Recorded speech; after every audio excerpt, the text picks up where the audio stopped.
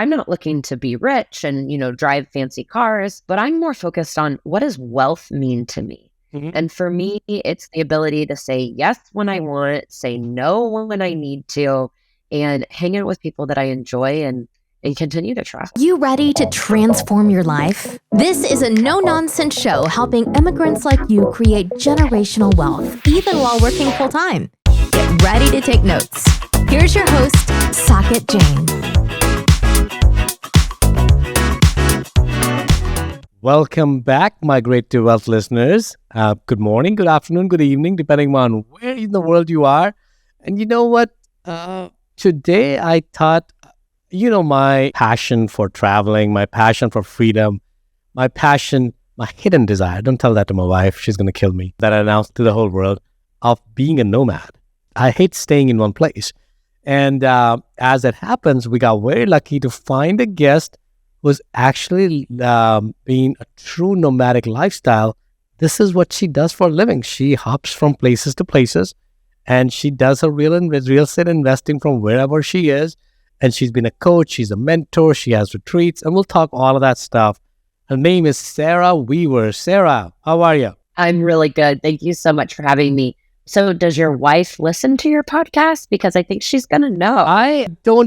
She doesn't tell me she listens. She's given me a review. So I think she's listened to at least one or two, maybe. But it's one of those things whenever I'm speaking on the podcast, she's hearing it anyways from me because I can't stop talking about my guests. So she's like, I don't want to spend another 30 minutes, 40 minutes on listening to one more podcast. But she knows my desire. I've been telling her, I'm like, we've been in one place for more than a year. It's time to move. So Sarah, before we go into the details of what you do, tell us a little bit about your story about what is the word. We'll start with when you heard the term Migrate to Wealth, which is the name of our show. What does that mean to you? Yeah. Oh, what a great question, because wealth is something that I've been thinking a lot about as I really look at my long-term goals, which I think is something that you should be doing at every stage of your investing. So for people that don't know me, I own 19 units in 4 different states. And I think what makes my investing unique is that I am making a lot of cash flow because half of my portfolio is furnished. I'm crazy enough to self-manage all 19 units, and I'm fully nomadic. And so that gives your listeners some background. So even though I feel like I've hit my financial independence number, I can coast if I want to, but I'm a serial entrepreneur, so I just keep making up new businesses.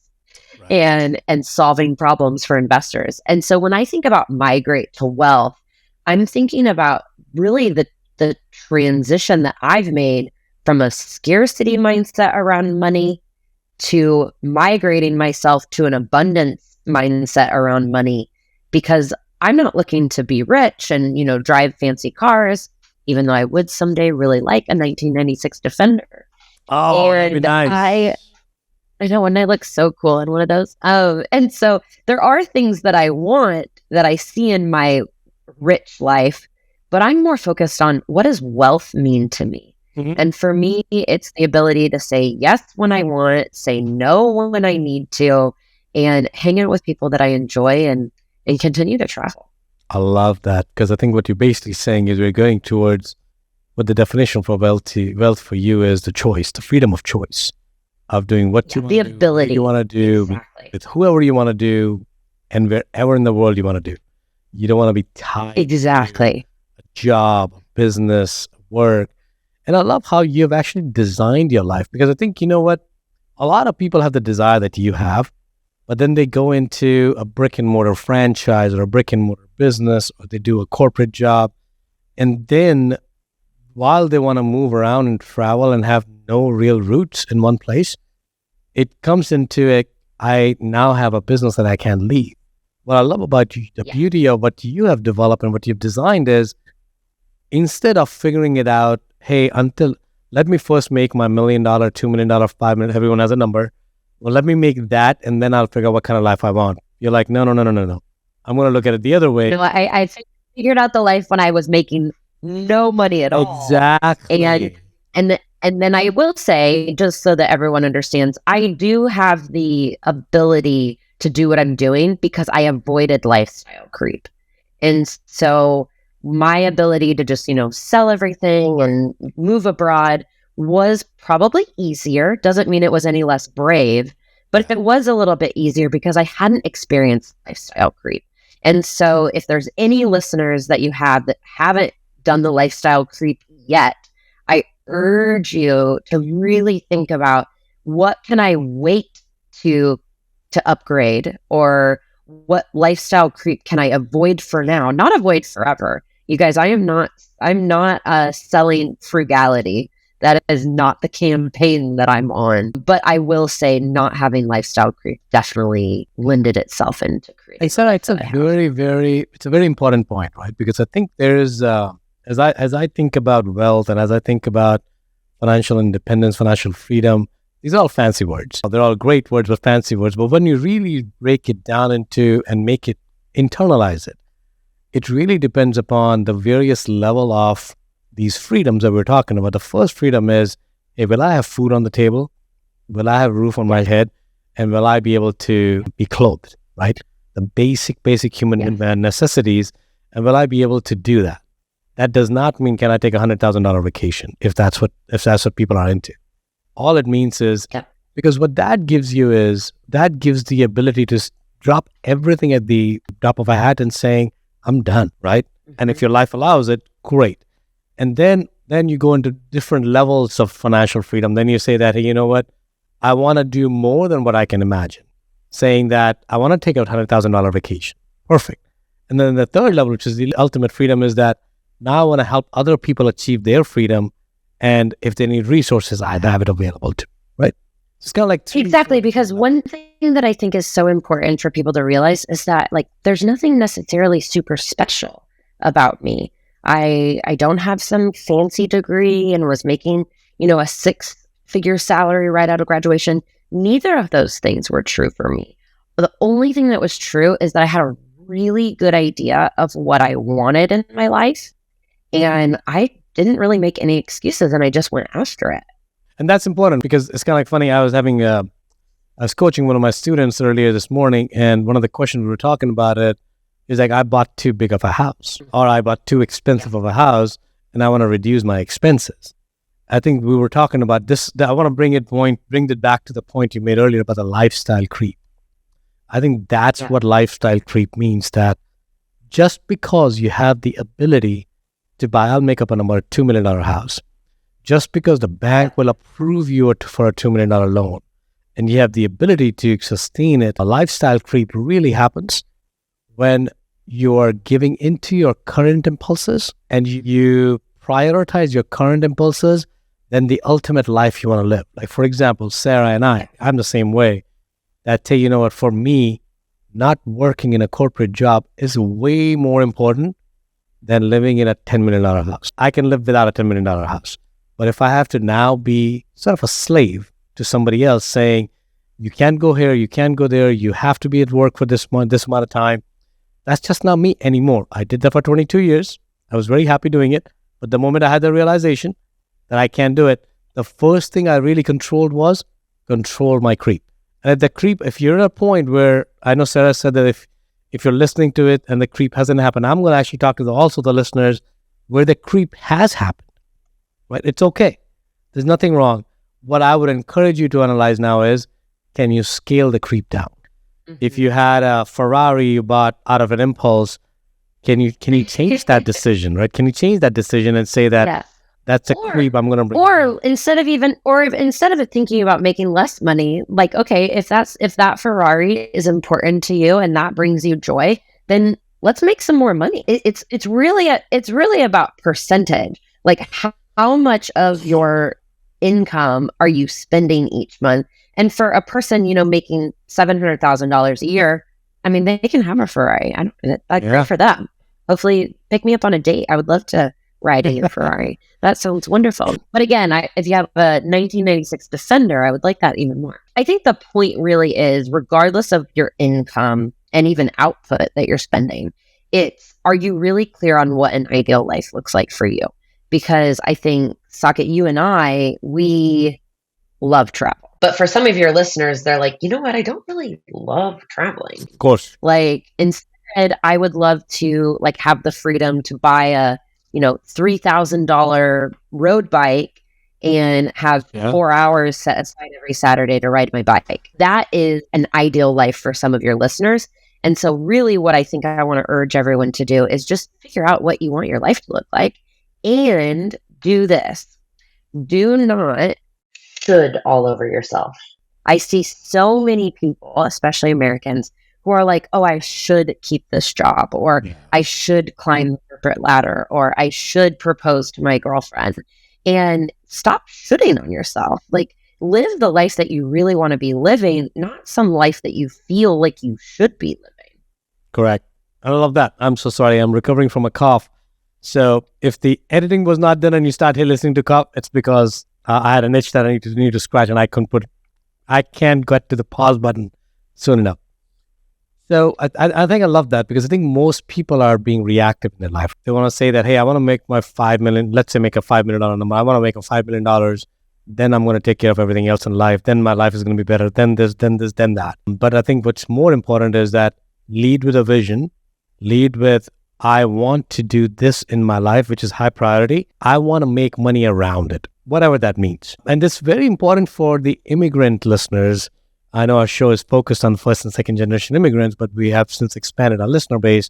It's very important because when you, and Sarah, you are living a life of an immigrant. So I think this will resonate with you, is that when you break away from your home country and you move somewhere else, especially when you're younger, you want to build a better life, right?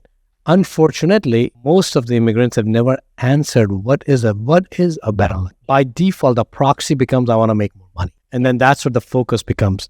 But that may not necessarily be a better life for everyone. It could be a better life for some. And if it's for you, great. There's no arguments about it. But if it's not you, because now you're feeling like you're in a prison, that's really what I think Sarah is talking about as well, is that don't be in a self-created prison, because there's always a way around it. You can always break away from that. So Sarah, how did you break away from because you grew up in this country, the US, so you definitely had the similar upbringing than most of the Americans, I'd say. Oh yeah, you guys, I grew up in the suburbs of Kansas City. Perfect. So, Bible Belt, you go to high school, you go to college, you hopefully get engaged before you graduate, get that MRS degree. Correct. And live a normal American life, whatever that may mean. And I think what I think is important is it wasn't some dramatic, like breakup and then I sold everything and I did my eat, pray, love year around the world. It really wasn't like that. It was really small. I got my first internship abroad in Europe. And so that was kind of like a baby step. It still fit the mold of what you're supposed to do after college, get a good internship. And I got a great internship abroad in Europe. And then it just slowly turned into, I don't think I'm ready to go back to the US. So I'm going to stay in Europe a little bit longer. And then, I went back to the US and I tried to make that work with the next job that I got. And I'm like, you know what? I don't really like this. So then I was like, okay, what can I do to move abroad again, but make money, because I had student loans coming up. Yeah. So unlike a lot of my peers, I paid for college myself. And so I had a good amount of student debt. And I realized that I could teach English abroad. So I taught English as a second language in South Korea. And while you don't make a lot of money, you save a lot of money. And so I was stacking away at least $1,100 every month that I was there.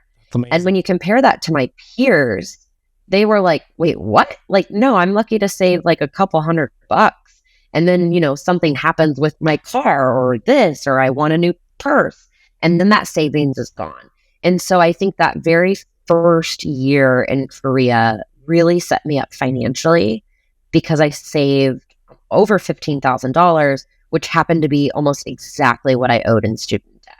And so I cleared my student debt within a year of graduating. And that just really set me up for success. That's beautiful. That's beautiful, Sarah. Thank you for sharing that.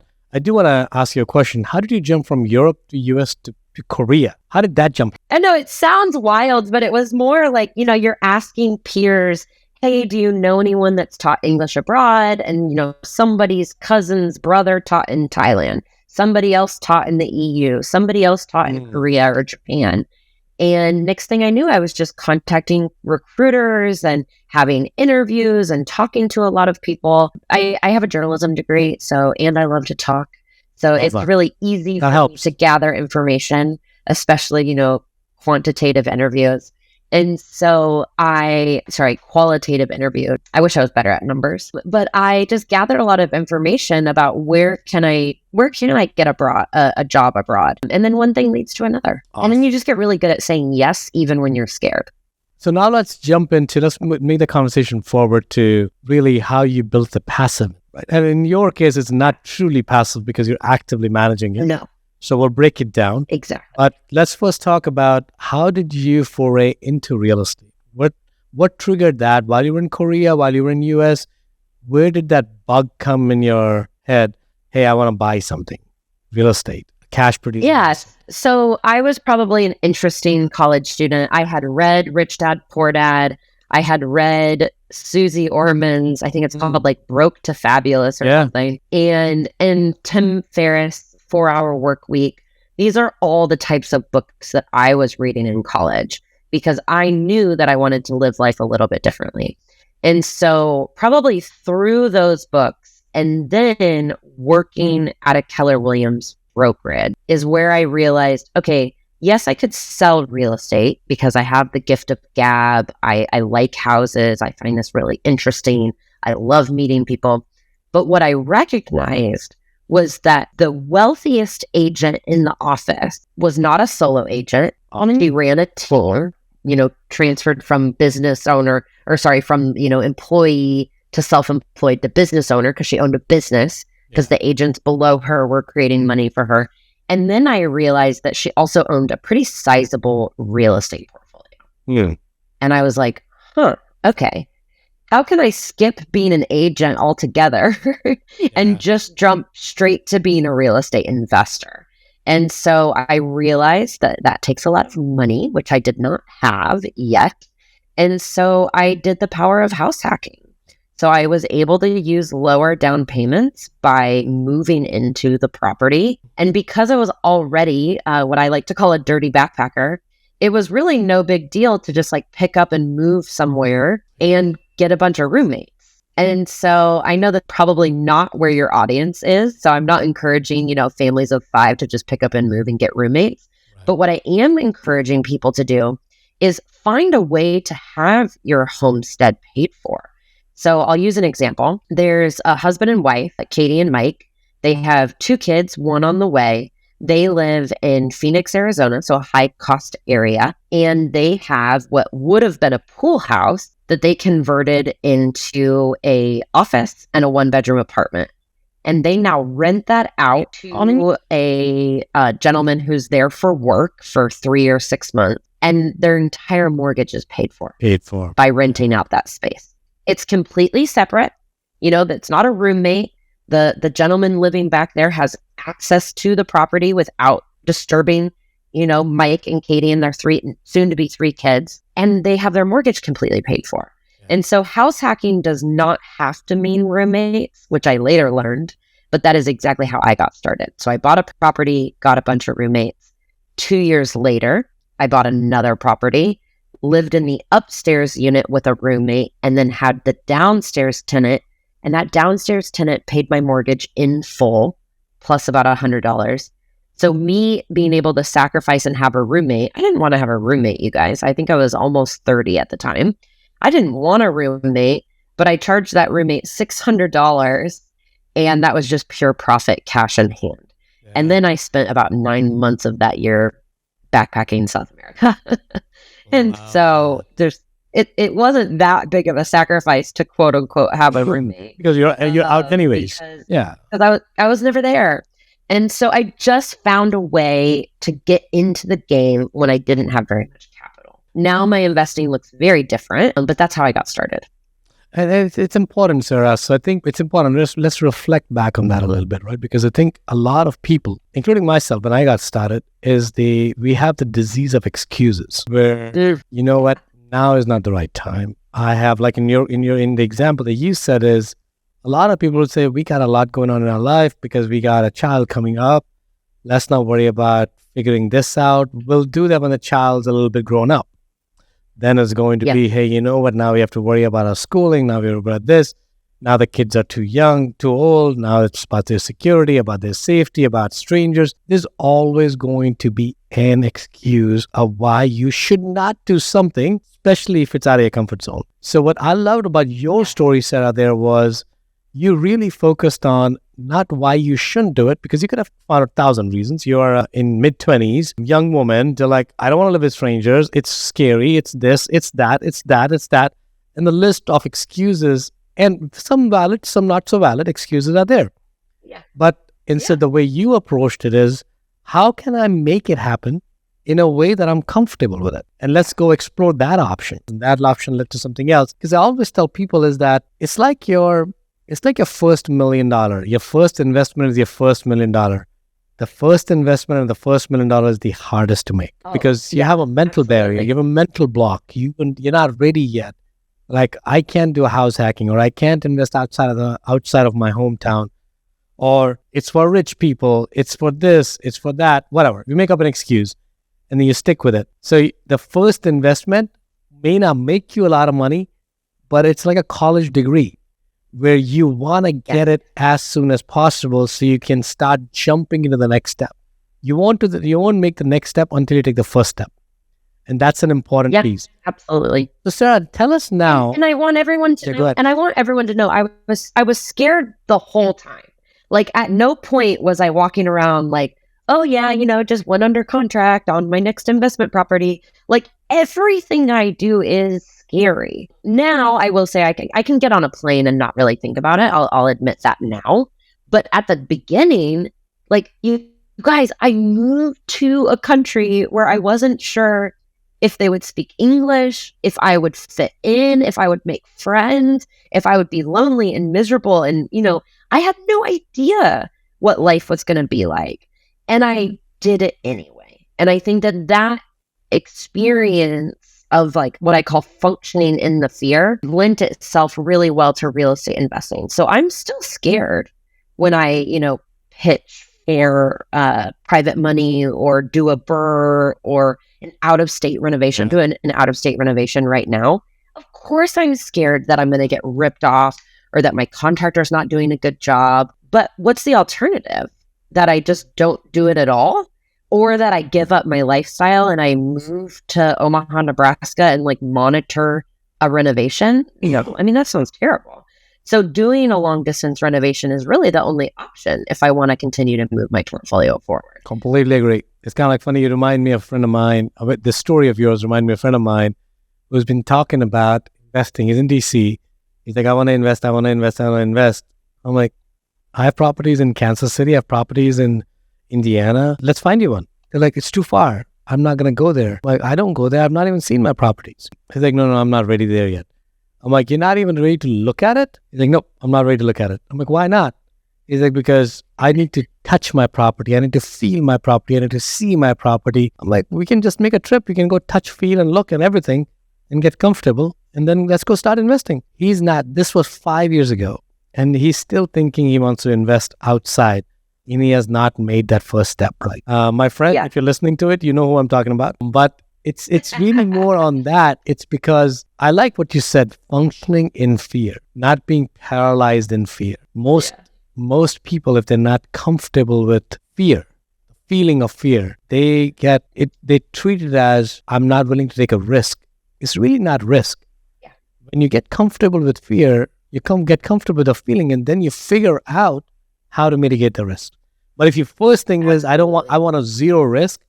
Well, as a child, when you started walking, you fell down. We all fell down. But what did we say? We're not going to do it because it's risky, because my bum may get hurt. No child stops there. But as an adult, we put those mental limitations on ourselves, constraints on ourselves, which inhibits from our own growth. What are your thoughts on that, Sarah? I think that people confuse. So fear is like a biological reaction to keep us safe. So, from the old times where we needed to go out and hunt our food, like, fear kept some of us alive. And that's why some of us are here today, because our ancestors didn't get eaten by, by these animals, or they caught the animals so that they didn't die of starvation. So fear is something that used to keep us safe. And the same thing, like as a female that travels the world by herself, I unfortunately have been in bad situations, both in the US and abroad. And almost every story starts with, I had a bad feeling then, or the hair on the back of my neck stood up and then, or, whatever it is. So fear is there to keep us safe. Right. But I think people get confused between that feeling that is keeping you safe and that feeling that is holding you back.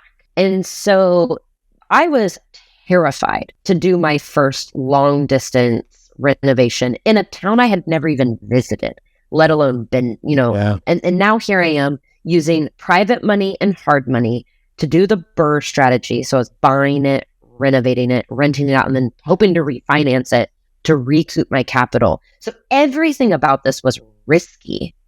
There's no question about it. Nothing about this was, and I did it anyway because I saw the numbers. And I mentioned earlier, I made a joke about not being good at numbers. Here's the thing, you guys. I have a journalism degree and an international studies degree.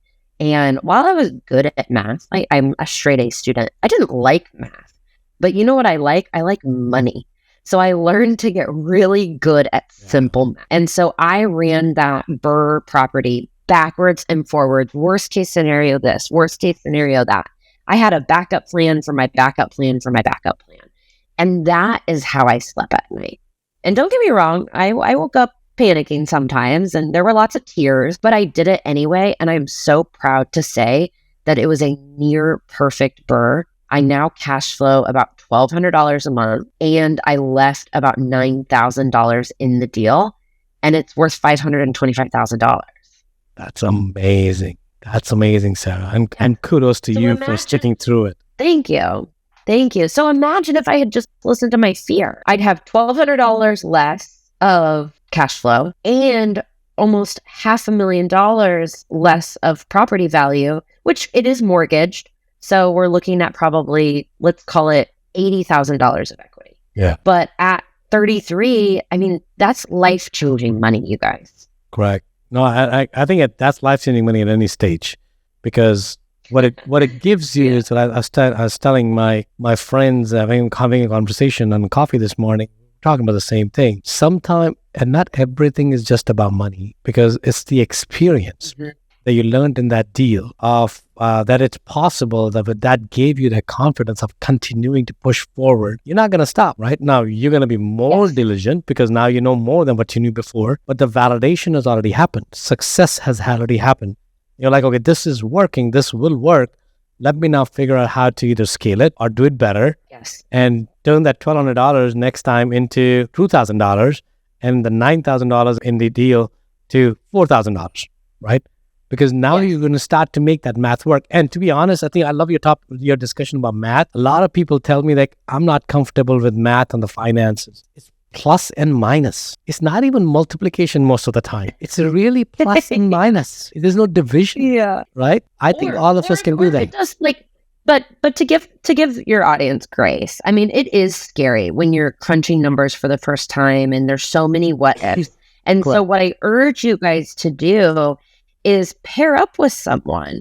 Say, hey, can I pay you for your time? Or, hey, what can I help you with? And would you be willing to look at this deal for me? I think going back to old times, that bartering was successful for a reason. And so who in your life can you trade services or trade time or trade value with so that you have a buddy to analyze deals with? Because that's how I started. It wasn't just one day I woke up and knew how to analyze cash on cash return. I asked for help and I paid for help. I joined a mastermind. I had a mentor that I paid for their time. And that was like taking the elevator to the penthouse. And that's important, Sarah, because I think a lot of us are not used to investing in ourselves. Yes. I think the most amount of investment we've done in ourselves is getting a college degree. Which who knows that was a good idea. And who knows? I mean, I think there's a huge, we can do another podcast if that was a good idea or not. I will, no, pretend I didn't say that. No, I'm with you though, right? Because I have small kids. I have an 8 and 10-year-old, and this is pretty much a daily conversation in our household. Where do we what do we want to provide them to make sure that they are successful in the way they want to be, right? It's kind of like the going back to the same thing, the first, let your life's vision drive you. But we digress. We'll come back. It's important to invest in yourself. The $100, the $500, the $5,000, the $10,000, $20,000, whatever you are paying this person, this individual, to teach you something. Of course, find the right person for you. Make sure you're doing your own due diligence. That person knows what they're talking about, and they're actively doing it as a business rather than building it as a coaching career, and they're not actively investing. All of that good stuff, and we can have another podcast for that as well. I have horror stories. I'm sure you have horror stories of picking those wrong mentors per se. But once you find that person and you're investing in, look at that as a college degree, right? Look at that as an investment in yourself that you're learning in a formal structure to push forward and move forward in life, to make that thing that will never have happened otherwise. So I love that, and thank you for bringing that up. So I also want to be respectful of your time. So I want to jump to the next part of that conversation here is, if somebody were to, in that situation where they got inspired by our conversation here, mainly by your stories, what's the first thing they should do? Yeah, reach out to me. You can message me on Instagram. It's Sarah D. Weaver. Or if you want more information about my companies and how I can help, my website is sarahdweaver.com. Perfect. And Sarah, I know you also run coaching programs. You mentor people. And you have retreats. Tell us a little bit about that side of the business. Yeah. So what's really fun is, because I travel so often, I get asked all the time for, travel tips and where should I go? And what I realize from not only my travels, but also attending a lot of conferences, is that people are craving community and connection. And especially once you raise your hand and say, hey, I want to pursue financial independence through real estate investing, you probably become a little bit weird amongst your peers. Like, this is not normal, even though it's normal now for you and I. It's not normal when you first get started. And so I have created 2 solutions to that issue of, how do I get connected with a community? How do I find people that will help me analyze deals? And so the first way that you can join my community, or create your own community, I should say, is join my mentorship program. And it's not a typical mastermind. It really is a mentorship. So I am here to be your mentor. I'm going to know your name. I'm going to help you not only know your goals, but even craft your goals, and then, of course, your goals. And so the mentorship program is a 6-month or 12-month long program. And we meet more or less every Tuesday evening via Zoom. And I'm walking people through a framework of how I've built my out-of-state portfolio. Because as you guys have heard, I was buying my properties long distance. Often I was living outside the US. So if you're listening and you live in DC or Austin or California, and that's too expensive to cash flow, well, I'll teach you how to invest in markets that do. So maybe I'll convince you to buy a property in Ohio or, Iowa, and so that you can create cash flow in your life. So that community. Then what I found is that people really wanted to travel. And so I'm so excited to tell people about Invested Adventures. It is my solution to this issue of not feeling connected with either yourself or other investors. And so I take anywhere between 12 and 15 real estate investors on adventure all over the world. And when I say adventure, I'm talking big adventure. So in February, we're cruising down to Antarctica, where you will see penguins and whales. You'll get an opportunity to go scuba diving in Antarctica, which that either sounds like brilliant or terrible. I haven't decided. And the whole time you're with entrepreneurs and real estate investors. So not only is the entire trip a tax write-off, so if you guys are doing your taxes and realizing, hey, I need an expense for 2023, this is a great way to create a business expense, but then also a great way to create connections with other real estate investors. Love that, Sarah. And I would encourage people to take a look at that. Sarah, I know you also have an offer for our listeners. I do. So I know that sometimes both of those things feel like a really big commitment, especially if you are hearing me for the first time. And so if you're like, hey, I really would like for this girl, Sarah, to teach me how to pick a market or analyze a deal, or just tell me what to do. Because sometimes as adults, we just want someone to tell us what to do. Book a one-on-one call with me. It's a 45-minute call. You have my full attention. I will help you craft your strategy. I give you access to my Rolodex, the tools that I use, including my free deal analysis calculator. And normally that is $249. And I would love to offer it to your guests for $50 off. Awesome. Well, thank you for the generosity there, Sarah. And again, our goal on this show is to start remove friction for our listeners. And I don't know, if we cannot get to Sarah for $200, to ask yourself a question, do you really want to be an investor? Because you have to put some money down somewhere. You have to invest in your degree. And we're not talking about $5,000 commitments. We're talking about a very low ticket item, which could help you understand, at least establish a goal, or give you some frameworks, give you some tools, or give you some contacts that you can go take. You don't have to work with Sarah. You don't have to work with Saket. But you need to use their resources. And those resources come at a cost, because Sarah has spent her life building those resources. So it's only justified that she charges a little bit money. She's not charging $10,000. She's charging $199. So I encourage you to at least explore that. Well, Sarah, thank you again for being on our show. We're hitting the last part of the segment, which is going to be very quick. One is, if you were to go back to your 20-year-old self, what's one insight you'll give to that 20-year-old self? I think the advice might surprise people. I would actually tell her to chill out a little bit. It might sound to your listeners like I'm wild and I travel all over the world, but the reality was I was wound really tight, and I was really worried about money. And if I could go back, I would just hug her and tell her, like, it's going to turn out so much better than you could have ever imagined. Yeah. And the next question, Sarah, is take your worldly perspective is going to help us get a perspective from you on this. What is your wish and desire for the humanity to migrate towards the next few decades? Yeah, I hope that more people give themselves permission to define what wealth means to them and then pursue it unapologetically. So if there's a listener here that has an idea and wants to start a new business, but they're feeling pressure from their parents to be a lawyer or a doctor or whatever it might be, there's nothing wrong with those professions. But if it's not filling your heart with joy, or worse, actually making you miserable, then I hope that people give themselves permission to pursue what they want in life. Love that, Sarah. Great session. Thank you for all the insights. Thank you for your generous offer and your time with our audience. I got a lot of value out of it. I'm sure my listeners did too. Thank you again for taking the time. Thank you. If you got value from this episode, you might consider sharing this content with a friend. But most importantly, be sure to take action on what you've learned. One way you can take the next step is to connect directly with Saket on an investor call. That link is waiting for you in the show notes below.